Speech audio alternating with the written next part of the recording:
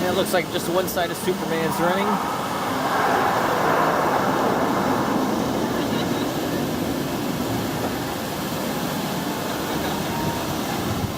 And there goes Tatsu.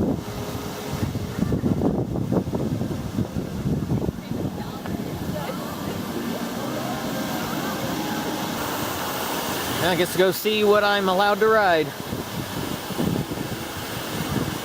Start off with the kids' coasters. And I got on Speedy Gonzalez Hot Rod Racer. This was even smaller than the Canyon Blaster. Didn't have the airtime bumps in it either, but I got on it, number 187.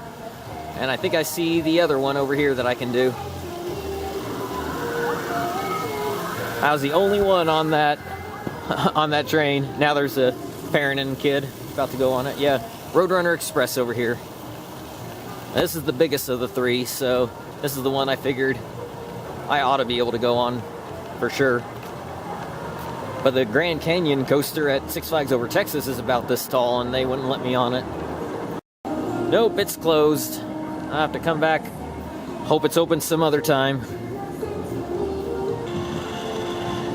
So I'm going to start my counterclockwise loop, beginning with Full Throttle. Premier launch coaster. Track within the loop and on top of the loop. So this will be a lot of fun.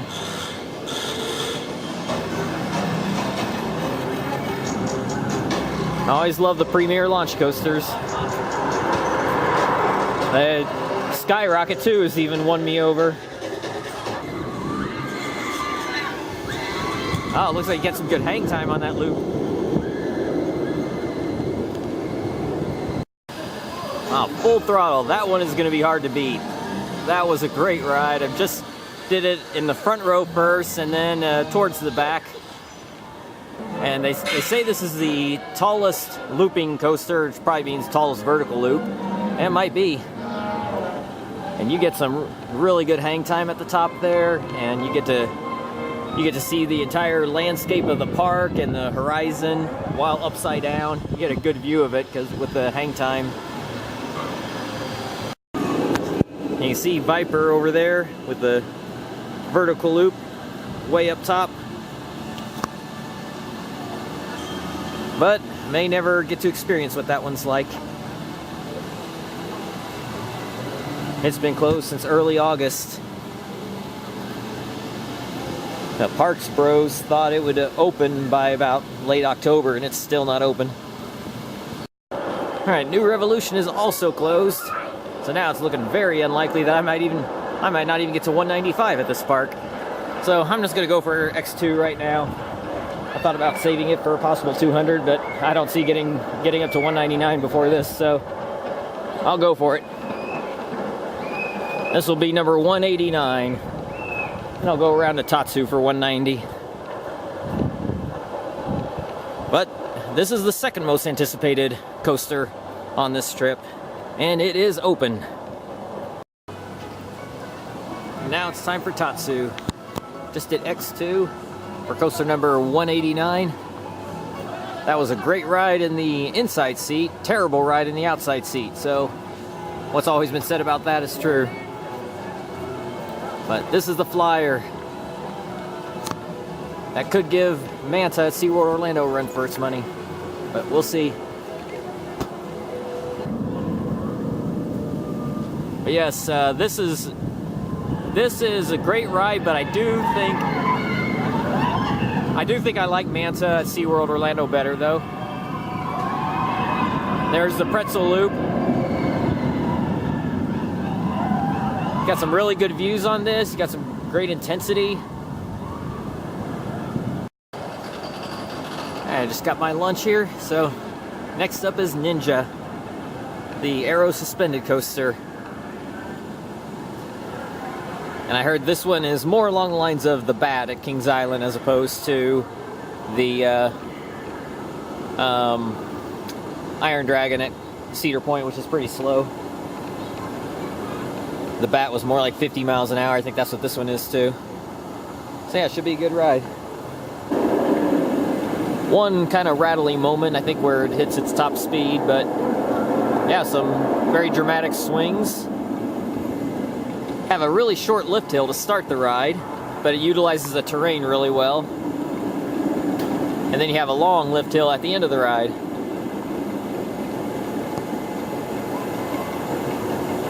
Yeah, I might like this one more than the Bat.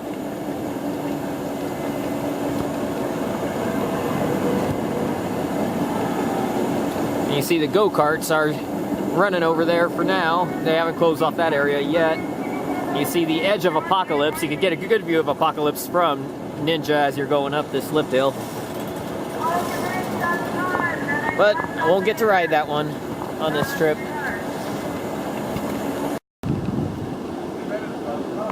World's first 100-mile-an-hour coaster. That is true. And this came out before Millennium Force. So even though this is not a full circuit and Millennium Force is, this was the tallest coaster in the world. Until Top Thrill Dragster came out. Now this one, the structure is 400 feet, but I don't think the train gets to even 350. Maybe it gets to 350 barely. It's a nice view of Full Throttle. There's a mine train. I got to do that next. I just did Superman. Coaster credit number 192. You know, and it didn't really feel like we went 350 feet up. It didn't even really feel like 300 feet, but I guess it was. It's 100 miles an hour, and it definitely did feel like 100. I didn't even realize this as I was approaching Superman. Walked right under the Full Throttle track. This is the dive loop. That you go down, then you come to a stop, and you launch backwards, back up it. And then back forward. Through the launch again. To the loop. On top of the loop. Here you can see Ninja running. The Apocalypse in the background, washed out by the sun.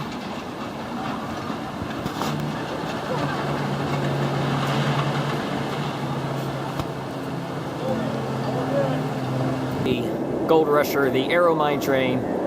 Had a couple jerky spots, but yeah, that's Aero Mine Trains for you. Not the best, but certainly not the worst either. Kind of middle of the pack. Nice use of the terrain. A stand-up coaster that has 6 inversions. Not sure what to think about that.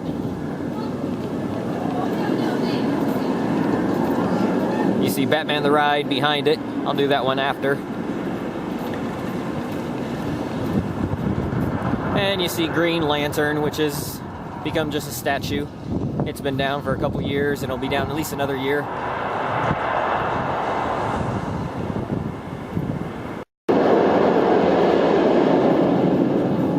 The vertical loop goes around the lift hill. I didn't even realize that.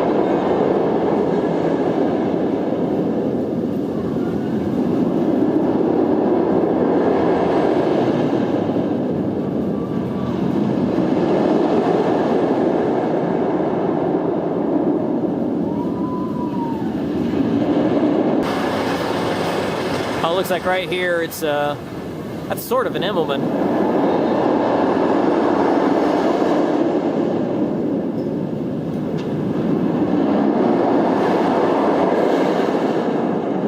No, it's going that direction, so that's a dive loop. Then another dive loop the opposite direction.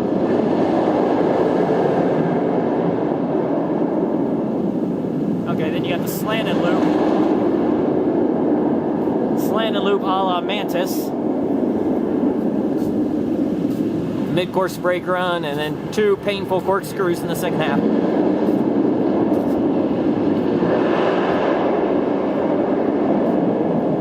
It wasn't too bad, but it did bang the head a little bit. Can't see riding it over and over again. That would get painful, but one ride's alright. How about that, They still have their Batmobile here. Most of the other Six Flags parks, they don't have it anymore.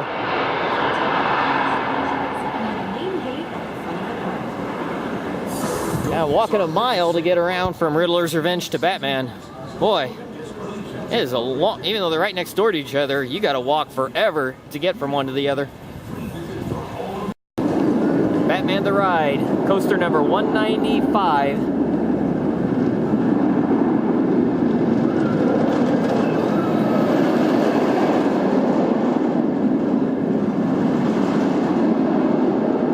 This is my 7th Batman the Ride clone, and I say maybe the most intense of all of them that I've done. As such, there's a little bit of headbanging, but not nearly as much as on Six Flags Over Texas.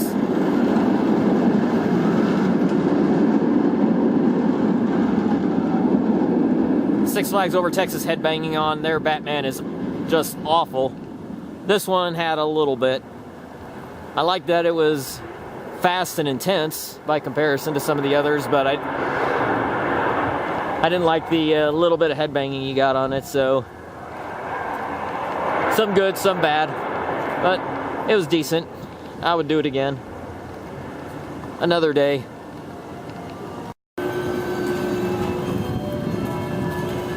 People talk about lightning rod downtime.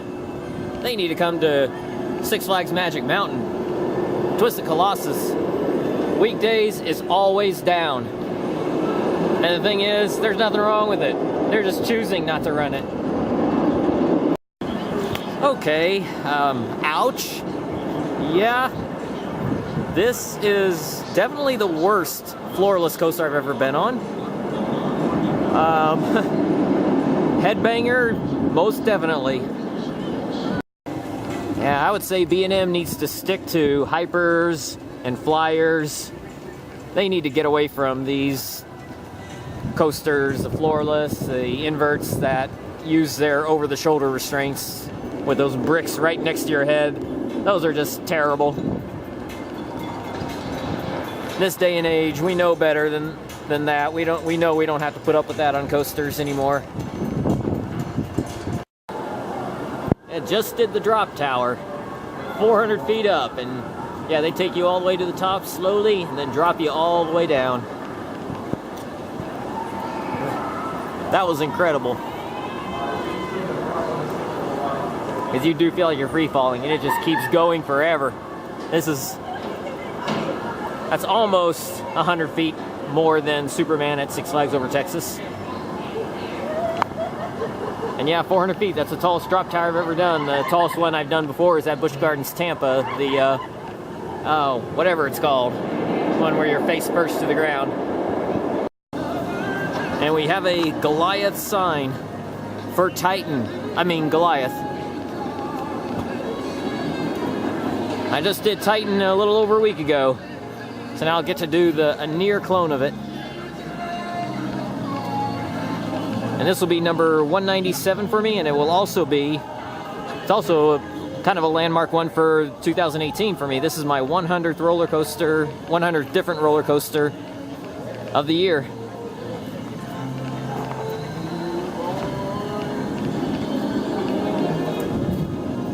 Glad I'm letting this one be the 100th of the year instead of Scream.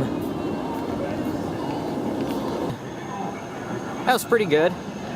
It's definitely not as good as Titan, though. Titan has the double helix before the mid-course.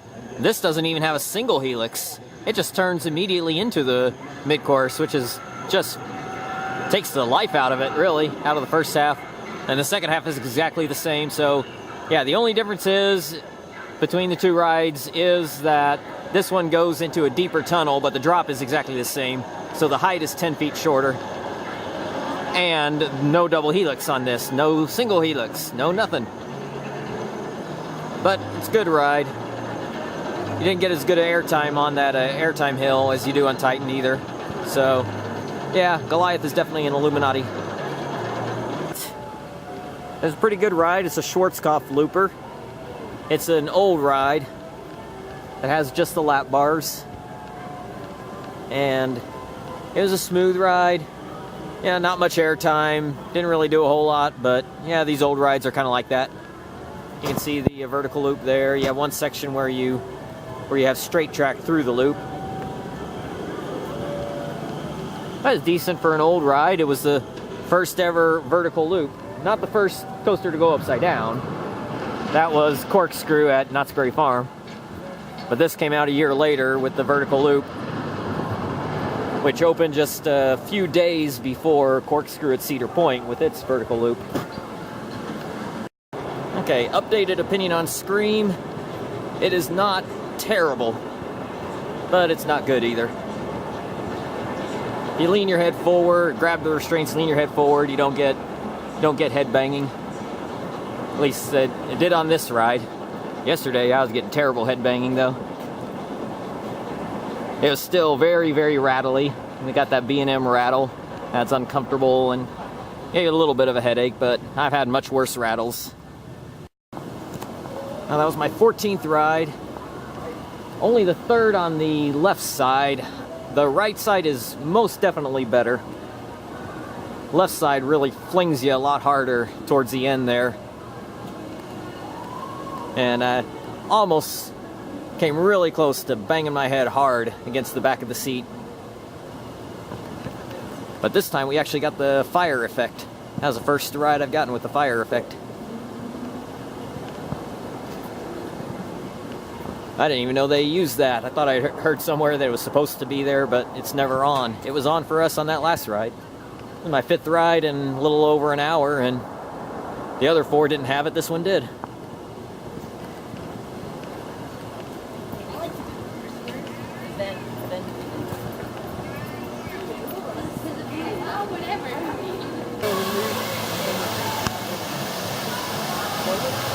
Yeah, X2, easily my favorite in the park. Definite top 10. Definite top 10, probably top 5. I'll have to think about it some. Right now I'm thinking maybe number 4. Especially the night rides with the fire going, which I had on the last 3 rides. The last 2 of those being night rides. And Full Throttle and Tatsu are also really good. I kind of like Full Throttle more, actually. Just because of the incredible view you get from the top of the loop.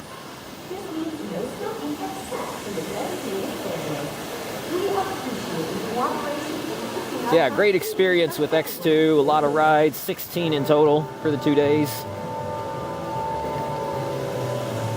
So yeah, that and a lot of night rides. See, 7 yesterday, 2 to 9 of those 16 night rides.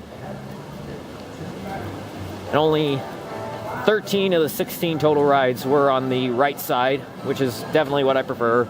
Only 1 time of those 16 rides on the outside seat.